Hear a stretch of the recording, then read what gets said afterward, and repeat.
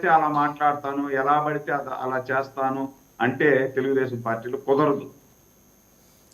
లక్ష్మణరావు గారు, ఇప్పుడు ఆయన్ని కూడా మీరు తీసేసుకుంటున్నారా? పిఠాపురం వర్మ గారిని, అలాగే కొలికిపూడి శ్రీనివాస్ గారిని, ఇలా మిగిలిన పార్టీలు వద్దనుకున్న వాళ్ళని విసర్జించిన వాళ్ళందరికీ వైసీపీలో చోటు దక్కే అవకాశం ఉందా? ఆల్రెడీ మీతో టచ్లో ఉన్నారట కదా. వాసుదేవ్ గారు, అదే కొలుకుపూడి శ్రీనివాసరావు గారి నుంచి మాకు ప్రాణహాని ఉంది అని అక్కడ జనసేన పార్టీ ఇన్ఛార్జ్ ఒక ఆయన వీడియో రిలీజ్ చేశారు. అవును, వీడియో రిలీజ్ చేస్తే పాపం ఆయనకి బాసటగా ఉండాలి ఆ పార్టీ వాళ్ళు, పవన్ కళ్యాణ్ గారు. ఆ మరస్ట్ రోజే సోకస్ నోటీసులు ఇచ్చారండి. ఎవరికి? జనసేన పార్టీ ఇన్ఛార్జికి ఇచ్చారు సోకస్ నోటీసులు. నువ్వు పార్టీలో ఉంటూ నా తెలుపు అని. అంటే ఎవరైతే బలహీనంగా ఉంటారో, బలహీనత వర్గాల నుంచి వస్తారో, బలహీనంగా ఉంటారో వాళ్ళు మాత్రం పార్టీ నుంచి తీసేస్తారు. అదే బలమైన సామాజిక వర్గం నుంచి, బలమైన నుంచి ఆ వ్యక్తులు, డబ్బున్న వ్యక్తుల నుంచి అయితే ఇలా కనీసం ఒక్క మాట కూడా అంటారు. ఇప్పుడు సురేంద్రనాథ్ గారు కూడా ఎందుకంటూ ఉన్నారు కొలుకుపూడి శ్రీనివాసరావు అని? ఆ పార్టీలో ఉంటూ వెళ్ళిపోతే వెళ్ళిపో, నువ్వు 48 గంటల్లో రాజీనామా చేస్తున్నావు కదా, టైం అయిపోయింది కదా, రాజీనామా చేసి వెళ్ళిపో అంటున్నారు. అదే ఆయన సామాజిక వర్గం అయితే అలాగా మాట్లాడతాడా? అది ఇంకో సామాజిక వర్గం అయితే అలాగా మాట్లాడతాడా? ఇంకా గట్టి ఏదైతే వీళ్ళు అగ్రవర్ణాలు అంటారో, నేనైతే అగ్రవర్ణాలు అన్న కానీ ఇతర వర్గాలు అంటాను కానీ ఆ ఇతర వర్గాల నుంచి ఇటువంటి వచ్చినప్పుడు ఇలాగే మాట్లాడతారా? ఉంటూ పార్టీ నుంచి వెళ్ళిపో అంటారా?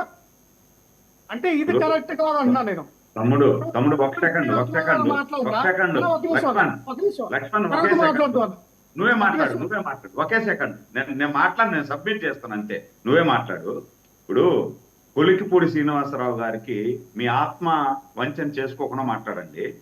ఇప్పుడు ఎన్నిసార్లు అతనికి చంద్రబాబు గారు పిలిచి మాట్లాడారు, మీ రూట్ మార్చుకోమని ఎన్నిసార్లు మాట్లాడారు, ఎన్నిసార్లు చెప్పారు, ఆయన కట్టు దాటి ఎన్నిసార్లు ప్రవర్తించారు మీరే ఆలోచించుకోండి. మళ్ళీ మీరు ఆ విధంగా ఆలోచించుకోవడం మీరు మాట్లాడితే మీ విజ్ఞతకి వదిలేస్తాను నేను.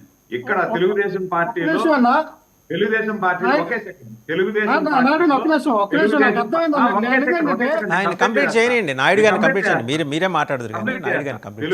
పార్టీలో ఎస్సీ ఎస్టీ మైనారిటీ బీసీల వర్గాలకే పెద్దపీట వేస్తుంది. వాళ్ళు ఒక మాట అన్నా మేము వినిపించుకునేదానికి, మేము పార్టీకి పనిచేసినా కూడా మేము వినిపించుకునేదానికి సిద్ధంగా ఉంటాం. దీంట్లో వాళ్ళు ఒక మాట అన్నారని నేను మేమేదో రెచ్చిపోయి మాట్లాడేది ఉండదు. ఆయన మాట తీరు ఆ విధంగా ఉంది కాబట్టి అక్కడ ఉన్నటువంటి కార్యకర్తల మనోభావాలు దెబ్బతినే విధంగా ఆయన మాట్లాడుతున్నారు కాబట్టి నేను ఆ విధంగా మాట్లాడాల్సి వచ్చింది అంతే. అది మీరు ఆయన 10 నెలల నుండి చూస్తున్నారు ఆయన మాట తీరు. మీరు దాన్ని సమర్థిస్తారు అంటే మీ విజ్ఞతకు వదిలేస్తాను. లేదు మీరు ఆయన సమర్థించి మీరు తీసేసుకుంటామంటే తీసేసుకోండి ఆయన్ని, మాకేం అభ్యంతరం లేదు. అండ్ ఇంకోటి లక్ష్మణరావు గారు, మీరు సురేంద్రనాయుడు గారిని తప్పట్టే ప్రయత్నం చేయకండి. నేను తప్పు చేసినా సరే అన్నారు ఆయన. ఆ మాట అన్నారు, మీరు గుర్తు చేసుకోండి ఒక మాట. నేను చాలా స్పష్టంగా నేను తప్పు చేసినా సరే అనే మాట అన్నారు ఆయన. ఆయన ఏదో కమ్మకులొస్తుంది కాబట్టి ఆయనకి మినహాయింపు ఇవ్వాలని ఆయన ఏం అడగల. ఆయన వాసుదేవ్ గారు, నేను అనేది ఏంటంటే ఇక్కడ పార్టీలో ఎవరైనా క్రమశిక్షణకి వాళ్ళకున్నటువంటి పరిధిలో లిమిట్స్ దాటి వెళ్తే ఎవరైనా ఖచ్చితంగా క్రమశిక్షణ చర్యలు తీసుకుంటారు. మేము దానికి కాదనట్లా. కానీ అక్కడ కొలుకుపూడి శ్రీనివాసరావు గారు ఆయన అధికారంలో రాగానే కొన్ని దుద్దుడికి చర్యలు చేశారు, మనం చూసాం. ఆయన బుల్డేజర్ తీసుకెళ్లి ఆ ఇల్లులు పడగొట్టడం కానీ, మహిళల పైన అసభ్యంగా ప్రవర్తించడం కానీ ఇవన్నీ మనం చూసాం. కానీ అక్కడ కంట్రోల్ చేయవలసిన బాధ్యత ఎవరిది అంటే జనరల్గా ఏంటంటే అదంతా మీ పార్టీ కల్చర్కి కొద్దిగా ఐడెంటిఫై అయింది కాబట్టి ఆయన ఏమైనా మీరు దగ్గర తీసుకునే అవకాశం ఉందా? సార్, మా పార్టీలోకి ఎవరు వచ్చినా మేము వెల్కమ్ చెప్తాం, ఆహ్వానిస్తాం అండి. వాళ్ళు వీళ్ళు కాదు. ఇక్కడ అంటే ఈ బుల్డోజర్తో కోల్చడం ఇలాంటివన్నీ కొంచెం మీకు దగ్గరగా ఉన్నాయి కదా అవన్నీ మీ విధానాలు. మేము మా పార్టీలో ఉన్న వాళ్ళందరూ కూడా గొడవలాడడానికి వెళ్ళేవాళ్ళు. వాళ్ళేమో నడి రోడ్డు మీద ఇలాగా అసభ్యంగా మాట్లాడిన వాళ్ళని మీరు పేటెంట్ రైట్స్ ఇవ్వకూడదు కదా. నేనేమంటానంటే మెజారిటీ అలాగే ఉంటారు కదా మీ పార్టీలో, మెజారిటీ అలాగే ఉంటారు కదా. అది కరెక్ట్ కాదన్న వాసుదేవన్ గారు. మెజారిటీ పీపుల్ అందరూ అలాగే ఉంటారని మనం అలాగ అనుకుంటాం. కానీ వాసుదేవన్ గారు, నేనేమంటానంటే ఇక్కడ కొలుకుపూడి శ్రీనివాసరావు గారు అవనియండి, వర్మ గారు అవనియండి, లేదా అక్కడ కొలుకుపూడి శ్రీనివాసరావు గారు నియోజకవర్గంలో ఇన్ఛార్జ్ అవ్వండి, వీళ్ళందరూ కూడా వాళ్ళకు ఉన్నటువంటి సమస్య ఏంటంటే పిలిపించి మాట్లాడండి. ఇదే రమేష్ రెడ్డి గారికి కేసీఆర్ చిన్ని గారు ఎందుకు కుమ్మకాయాలా? ఎందుకు ఈయన మీదకి మీరు ఆయన్ని ఒక అస్త్రంలో వినియోగించాలా? అంటే ఇక్కడ అతనే ఇక్కడ యొక్క నిర్లక్ష్యం అర్థమవుతూ ఉంది. అంటే అక్కడ కావాలని ఈయన కుంపటి పెడతా ఉన్నారు. మీరు ఉండండి పార్టీలో వెళ్ళిపోతే వెళ్ళిపోండి అని.